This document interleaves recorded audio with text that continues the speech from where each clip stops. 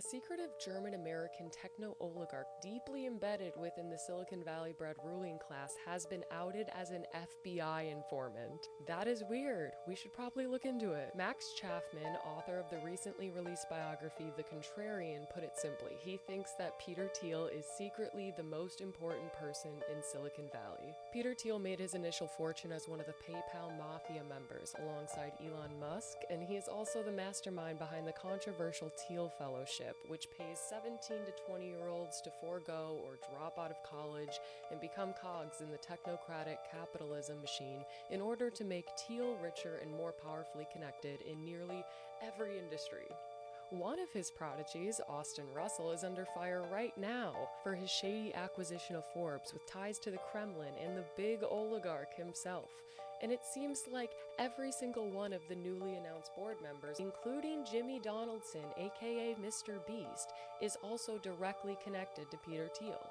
But that's a whole other weird thing that we'll break down in another segment. Right now, we're talking about Peter Thiel being a Fed. Peter's a Fed. Peter Thiel's a Fed. According to an investigation by Insider, Thiel began providing information as a confidential human source, or CHS, to Jonathan Buma, an LA-based FBI agent who specializes in investigating political corruption and foreign influence campaigns. This relationship with the FBI allegedly started in 2021, and given that Peter has close ties to Trump and is also getting mega side-eye after the recent suspicious death of his much younger boyfriend who fell off a balcony after Peter and his husband argued, yes, boyfriend and husband.